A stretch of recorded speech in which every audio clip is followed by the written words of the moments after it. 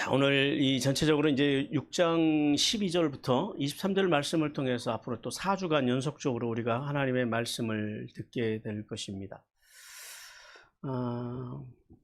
펜이 시인의 손에 들리면 아름다운 시가 나오고, 한 사람을 사랑하는 이에게 들리우면 사랑의 편지가 나오는 도구가 됩니다. 하지만 누군가를 미워하고 모함하는 자에게 들리며 거짓과 기만의 글이 나와서 죽이는 도구가 되기도 합니다. 칼도 마찬가지로 의사의 손에 들리우면 환자를 살리우는 수술 도구가 되지만, 무장 강도의 손에 들리면 사람을 해치는 조구가 됩니다. 우리의 몸과 마음과 생각도 누구의 지배를 받느냐에 따라서 달라집니다. 즉, 죄의 지배를 받으면 불의하고 불법한 삶을 살다가 영원한 지옥 형벌에 이르게 되고, 하나님의 말씀의 지배를 받으면 이 땅에서부터 하나님의 기쁨이 되어 형통의 삶을 살다가 장차 하나님의 나라를 기업으로 받는 구원과 영생의 복을 받게 됩니다. 그러므로 성도는 주님의 몸인 교회를 섬기는 삶과, 그리고 일상의 삶, 즉 직장과 가정과 이웃과의 관계 속에서 정직과 사랑을 실천하는 의의 무기로서의 삶을 살아서 하나님을 기쁘시게 하여야 합니다. 자, 바울이 지난 앞서 오늘 6장 1절과 2절을 통해서 은혜를 더하게 하려고 죄에 거할 수 없다라고 선언을 하고요. 그리고 이제 지난 3절부터 11절을 통해서 이신칭에 받은 성도가 성화의 삶을 살아야 하는 근거, 그 근거인 그리스도와의 연합에 대해서 말씀하셨습니다. 자, 여기서 한번 정리를 하고 가요. 칭의의, 우리가 의롭다 칭함을 받는 칭의의 근거가 뭐예요? 믿음이요. 예수 그리스도를 믿는 믿음이 우리가 의롭다 칭함을 받는 근거가 되는 거예요. 그러면은 성화의 근거는 뭐예요?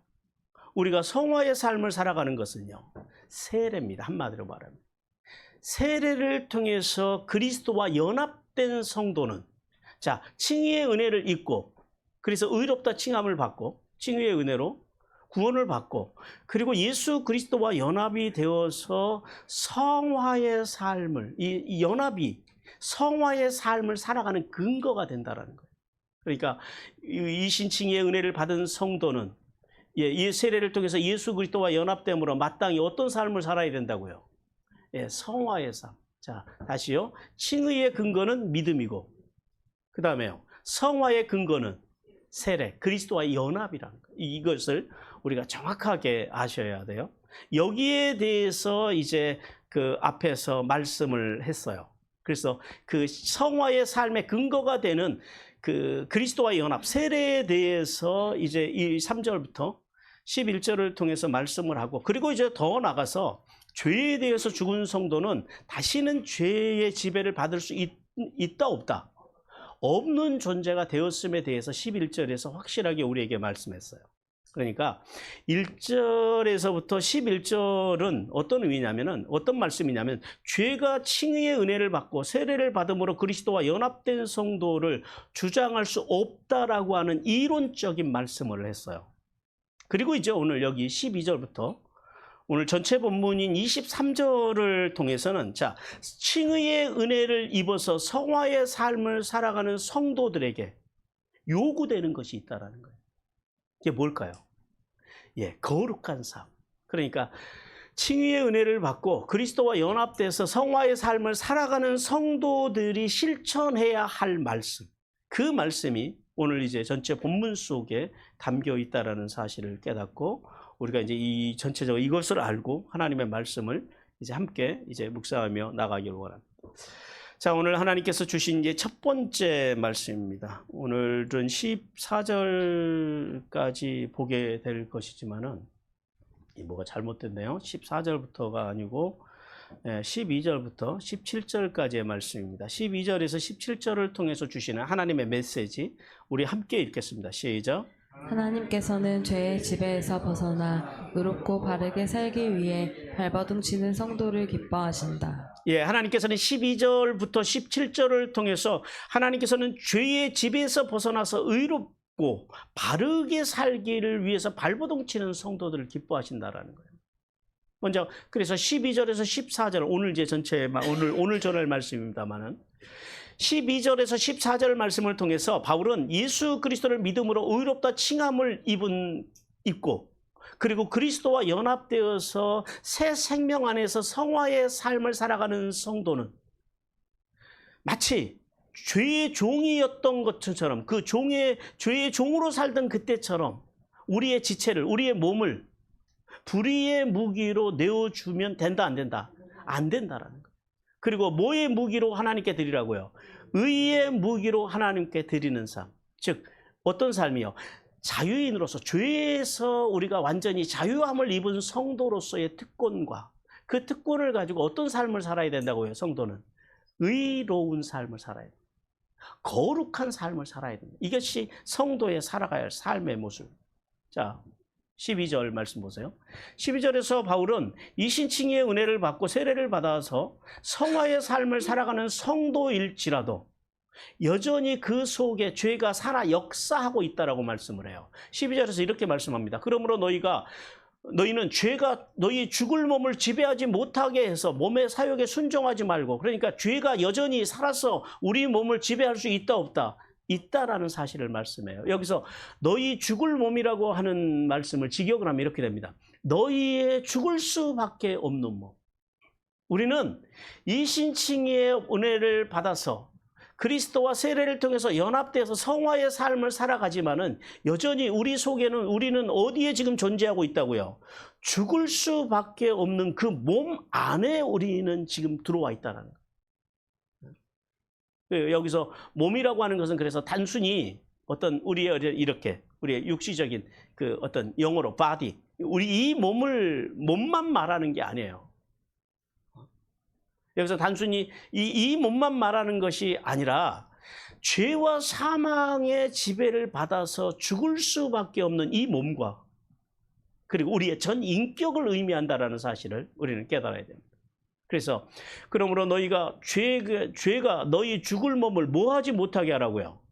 지배하지 못하게 하라. 여기서 지배하지 못하게 하여라고 하는 말씀이 헬라어로는 메 바실루에토입니다. 그러니까 여기서 제한 부정어를 썼잖아요. 제한 부정어 메를 사용하신 것은 뭐예요? 죄가 여전히 우리 몸을 또 다시 새롭게 통치할 수 있다 없다? 예, 있다라는 이야기. 죄가 여전히 우리 몸을 통치할 수 있는 가능성을 가지고 있기 때문에 직역하면 이렇게 돼요. 통치하지 못하게 하라라는 거예요. 누가요? 너희가. 즉 이신칭의 은혜를 입어서 세례를 통해서 그리스도와 연합된 성도에 대해서 죄는 완전한 지배력을 상실한 것까지는 맞아요. 그렇죠? 우리가 3절에서 11절을 통해서 죄가 완전히 우리에게서 그 통치력을 지배력을 상실했다라고 말씀을 들었잖아요. 그런데 문제는 여기에요. 마귀는 절대적으로 우리를 포기한다 안 한다? 안 한다. 이게 문제예요. 그리고 다시 옛날처럼 우리를 다스리려고 끊임없이 우리를 미혹해요. 그래서 바울은 타락한 세상에서 살아가는 한 어쩔 수 없이 우리는 죄와 부딪히며 살아가지만은 십자가의 은혜로 의롭다 칭함을 받은 성도로서 죄가 죽을 몸을, 앞으로 우리가 죽게 될 몸을 통치하지 못하도록 뭐에게 순종하지 말라요? 몸의 사욕에 순종하지 말라라고 말씀합니다. 그럼 여기서 사욕이라고 하는 게 뭘까요? 사욕이라고 하는 것은 그냥 말 그대로 하면 욕망입니다. 욕망. 그러니까 성령의 소욕과 대비되는 우리의 마음속에 존재하고 있는, 본질상 존재하고 있는, 아담의 후손으로서 우리의 마음속에 존재하고 있는 그릇된 욕망. 예를 들면 성적인, 물질적인, 그리고 남의 것을 탐하는 그런 욕망 등, 그 욕망을 여기서는 사욕이라고 합니다. 그 사욕에 뭐 하지 말래요? 순종하지 말라라는 거예요. 이 순종하지 말라는 말도 그 사욕에 복종하지 말라라고 하는 그런 의미예요. 따라서 몸의 사욕에 순종하지 말라라고 하는 이 말씀은 여기서 그 말씀을 헬라어로 직역을 하면은 이렇게 돼요. 그 헬라어 원문을 그대로 직역하면 그것들의 욕망들에 복종하는 것으로 그곳을 향하지 말라라는 거예요. 말라라는 말은 원문 속에서 등장하지 않는데 직역을 하면은 이렇게 돼요. 그래서 바울은 전에 죄가 사망 안에서 왕노릇할 때에는 사단의 유혹과 맞설 힘이 우리에게는 없었어요. 그런데 우리가 이 신칭의 은혜를 받고 예수 그리스도와 연합되어서 세례를 통해서 연합되어서 이 성화의 삶을 살아가는 우리에게는요. 우리 속에 들어와서 죄를 짓게 하는 이런 우리 속에 여전히 내재되어 있는 존재하고 있는 이런 욕망들, 즉 사탄의 세력과 맞서 싸울 수 있는 힘이 이제는 어떻게 됐다고요? 그 힘이 이제는 우리 안에 있다라고 말씀을 하세요. 왜 그래요? 왜 우리 안에 이제 그 죄의 세력과 맞설 수 있는 우리 마음속에서 일어나는 욕망과 맞설 수 있는 힘이 어떻게 생겼어요? 왜 그러냐면 우리가 이미 앞에 11절에서 본 바와 같이 우리는 그리스도 안에서 뭐에 대해서 죽고 죄에 대해서 죽고 누구에 대해서 살았어요? 하나님.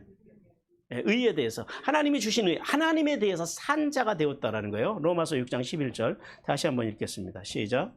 이와 같이 너희도 너희 자신을 죄에 대하여 죽은 자요 그리스도 예수 안에서 하나님께 대하여는 살아있는 자로 여길지어다. 예, 그래서 우리 안에는 뭐가 생겼다고요? 이제는 죄를 이길 수 있는 힘이 생겼다라는. 옛날처럼 죄에게 질질질 끌려다니는 그런 인생이 아니라는 거예요.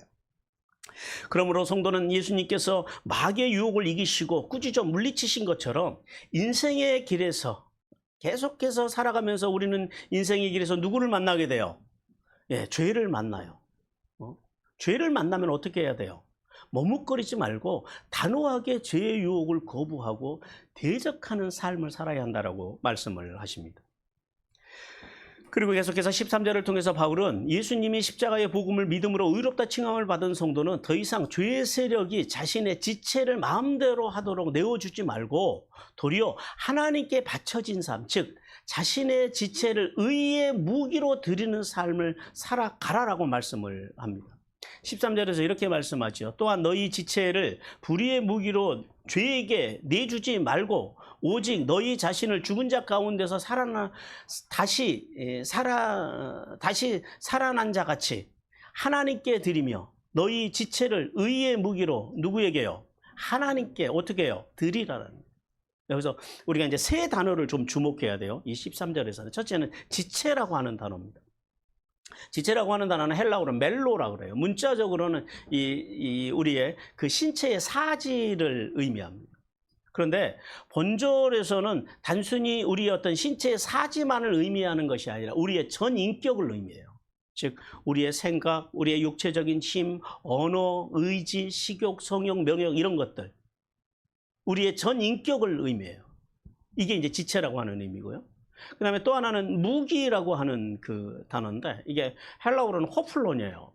도구, 군사들이 사용하는 병기, 무기 이런 의미를 가지고 있어요. 자, 그래서 여기에 지금 두 가지 말씀이 나오죠. 하나는 불의의 무기가 나오고 하나는 의의 무기가 나온다라는 거예요. 그럼 불의의 무기가 뭐냐?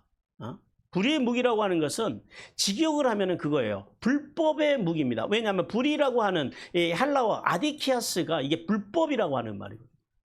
불법의 무기, 즉 어떤 의미냐면 불의한 행동을 위한 도구, 불의한 행동을 하기 위한 도구의 삶을 살지 말라라는 거예요. 즉 하나님의 지배에서 벗어나려고 하는 인간의 욕망 속에서 자꾸 하나님의 말씀에서 벗어나려고 하는 그 불법의 자리로 나가려고 하는 그 행동을 어떻게 하라고요? 제어하라라는 거예요. 거기에 들이지 말라라는, 그걸 따라가지 말라라는 말씀이에요. 그리고 또 의의 무기라고 하는 것도 의도 디카이어슈네입니다. 오름이죠. 의로운 삶을 위한 무기, 즉 하나님 안에서 말씀과 말씀의 정신으로 하나님의 뜻대로 살려고 발버둥 치는 어떤 삶이요? 의로운 삶.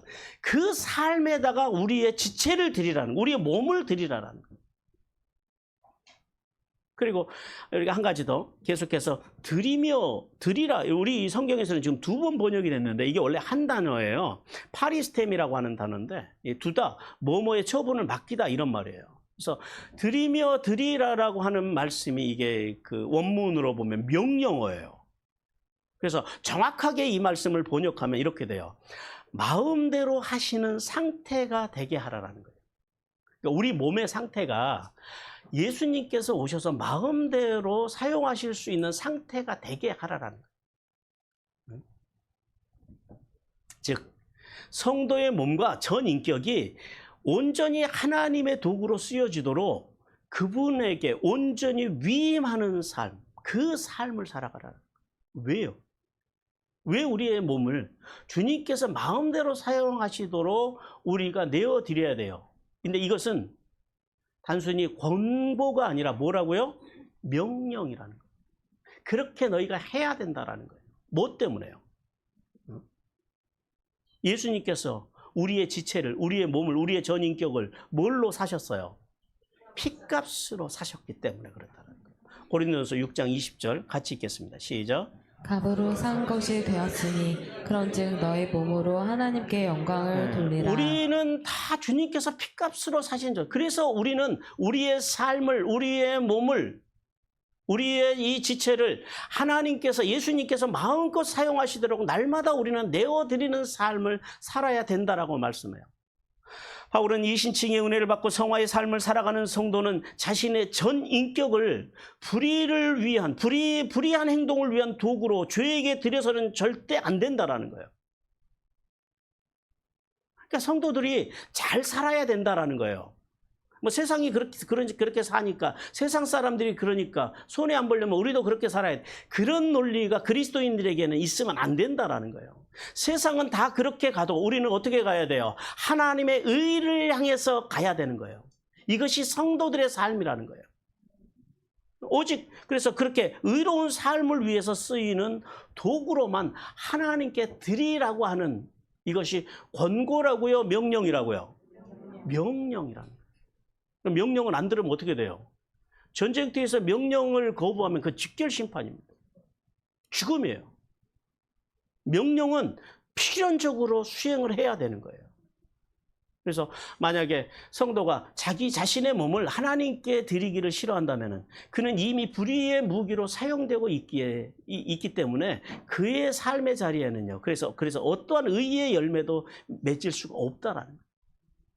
오늘날 수많은 사람들이 교회를 다니지만은 왜 오늘날 한국 교회 성도들 안에 이런 의의 열매가 찾아보기가 힘드냐면은 자신의 지체를 하나님 앞에 의의 무기로 드리지 않는다라는 거예요. 그것을 그렇게 드리려고 하는 성도들이 생각보다 한국 교회 안에 많다 적다? 네, 적다. 많지 않다라는 거예요. 그것이 하나님의 아픔이에요. 그래서 그런 사람들은요, 결국은 어떻게 돼요? 그러면 구원과 영생의 복과도 멀어지는 삶을 살아요. 그럼 계속 그 길을 끝까지 가면 어떻게 되는 거예요? 예, 지옥만이 그들의 눈앞에 열릴 것이라는 사실을 우리가 깨달아야 돼요. 그리고 이제 14절에서 바울은 이제 죄가 의롭다 칭함을 받은 성도의 삶을 함부로 주장하지 못하게 하라라고 또 말씀을 해요.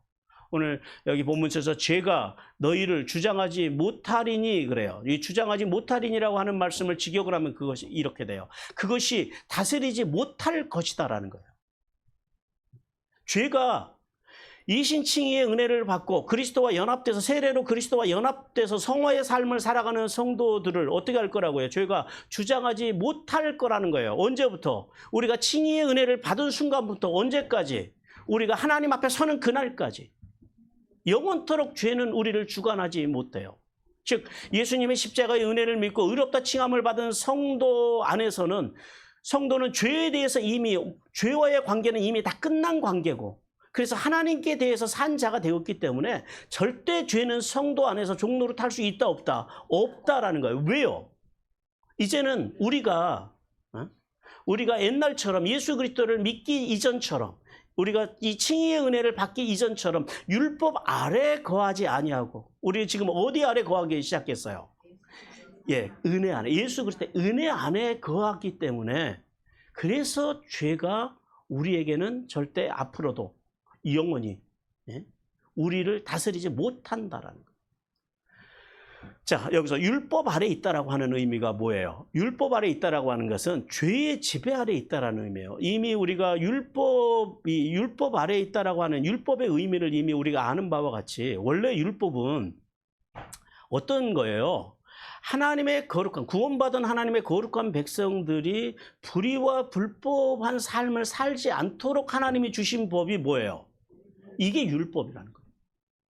율법은 믿지 않는 사람들에게 주신 법이 아니라 하나님을 모시는 성도들에게, 거룩한 백성들에게, 그 백성들이 살아가야 할 법을 주셨다라는 거예요. 그래서 성도들이 그 법 안에서 살면 죄 지을 일이 있어요, 없어요? 없어요. 그리고 속히 그 죄를 알았다 할지라도 돌아와서 슈브의 신앙으로 살아가면은 문제가 안 생기는데, 문제는 뭐예요? 그 율법을 받은 인간들이 그 선하신 율법을 지키며 살아가는 삶을 살기보다는 뭘 따라갔다고요? 죄를 따라서 살아가는 삶, 그 삶을 선택했다라는 거예요.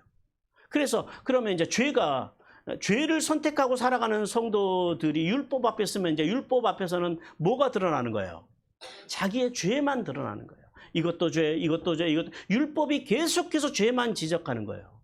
그러니까 결과적으로는 율법이 어떤 기능이 돼버렸어요?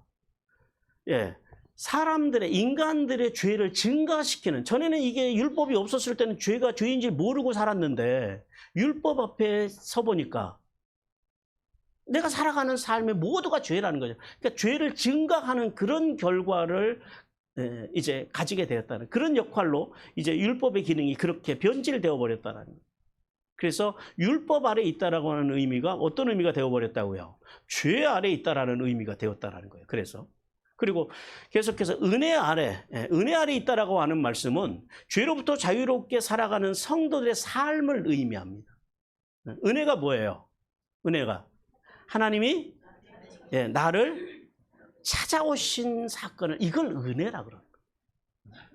자, 주님께서 우리를 구원하시기 위해서, 아무 쓸모없는 죄인인 인간들을 구원하시기 위해서 찾아오신 것을 은혜라고 하는데, 따라서 은혜 아래 있는 성도는 그래서 이제 이신칭의 은혜로 구원의 확신을 가지고 생명의 성령의 법 아래서 살아가는 사람들을 은혜의 사람이라고 해요.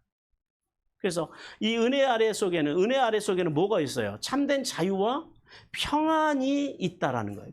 그 사실을 말씀합니다.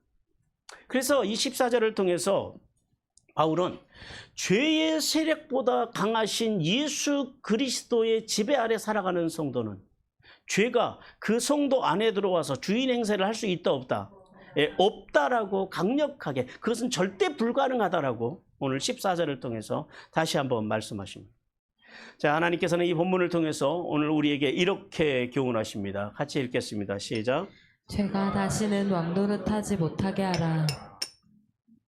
하나님께서는 비록 우리가 예수 그리스도를 믿어서 영적으로 주님과 함께 이제 십자가에서 죽고 함께 부활해서 의롭다 칭함을 받았지만은 우리는 여전히 지금 어디에 속해 있는 몸이라고요? 우리는 속해 있는 존재라고요. 한번 마땅히 죽어야 할 육체를 가지고 살아가고 있다라고 말씀을 하십니다. 히브리서 9장 27절 같이 읽겠습니다. 시작. 한번 죽는 것은 사람에게 정해진 것이요 그 후에는 심판이 있으리니. 예, 이것이 인간의 본질이에요. 그러니까 우리는 칭의 은혜를 받고 세례를 통해서 연합돼서 성화의 삶을 살아가지만 여전히 죽어야 할 몸 속에서 살아간다라는 거예요. 이건 뭘 의미해요?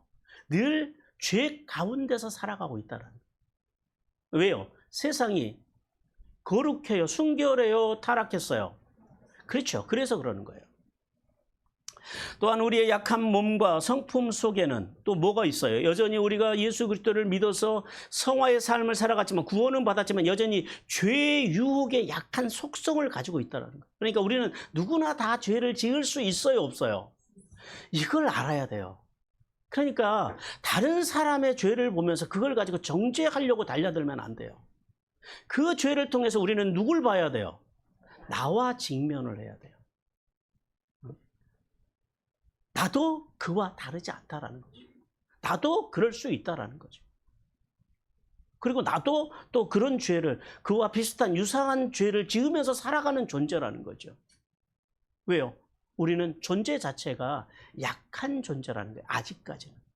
우리가 영화의 나라에 들어가기까지. 마태복음 26장 41절에서 이렇게 말씀합니다. 같이 읽습니다. 시작. 시험에 들지 않게 깨어 기도하라. 마음에는 원이로되 육신이 약하도다 예, 하시고. 이것이 인간의 실존이에요. 그래서 성도가 죄의 종로로 타지 않고 몸의 욕망을 이기기 위해서는요, 마치 권투 선수가 상대방을 쳐서 쓰러뜨리듯이 자기 자신을 어떻게 해야 된다고요? 쳐서 하나님의 뜻에 철저하게 복종시키는 삶을 살아야 한다라고 말씀합니다. 고린도전서 9장 27절 같이 읽습니다. 시작. 내가 내 몸을 쳐 복종하게 함은 내가 남에게 전파한 후에 자신이 도리어 버림을 당할까 두려움이로다. 그리하면, 그렇게 우리가 날마다 하나님 앞에서 말씀과 말씀의 정신으로 나를 쳐서 주님의 뜻에 복종시키기 위해서 발버둥 치는 삶을 살면, 그 삶을 살아갈 때 칭의의 은혜를 입고 성화의 삶을 살아가는 성도들에게 뭐가 생긴다고요? 죄를 이길 수 있는, 마귀를 이길 수 있는, 마귀를 도망가게 할 수 있는 힘이, 능력이 생긴다라는 거예요. 영적인 근육이, 힘이 생긴다라는 거예요. 이 사실을 우리는 기억해야 돼요. 그러면 보세요. 이 죄를 이길 수 있는 능력이 그럼 어디서부터 온다라는 거예요? 하나님의 말씀에 뭐하는 삶에서요?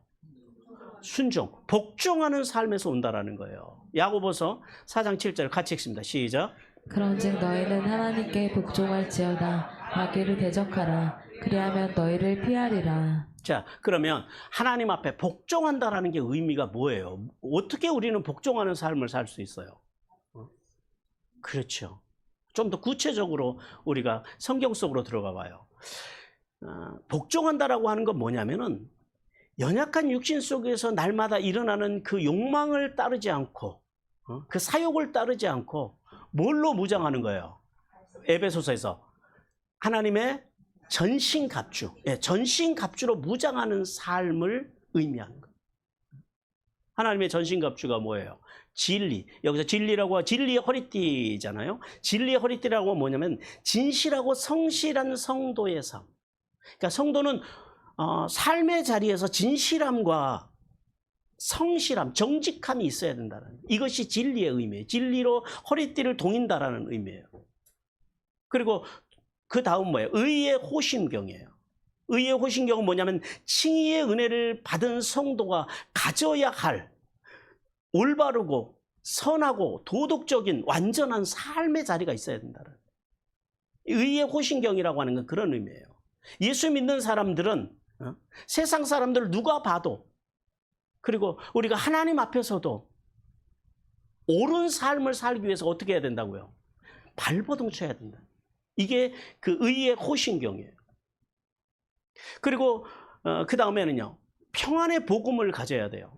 예수님께서 십자가에서 보혈을 흘려 이루어 주신 하나님과의 화해의 복음과, 그리고 유대인과 이방인을 화해하게 하신 이 화해의 복음, 이 화해의 복음으로 우리가 신발을 신어야 된다는 거예요. 왜 그래요? 이 복음이 우리가 인생을 살아가는 데 있어서 하나님과 내가 화목된 존재라는 사실, 그리고 내가 이웃과의 관계 속에서 화목된 존재라는 사실, 이 일을 위해서 주님께서 오셨다라는 이 복음을 알 때에 우리가 하나님과의 관계가 보성겨져도 미끄러지지 않는다라는 거예요. 이웃과의 관계에서 문제가 생겨도 미끄러지지 않는다라는 거예요. 왜요? 그 신발에는 뭐가 붙어 있어요?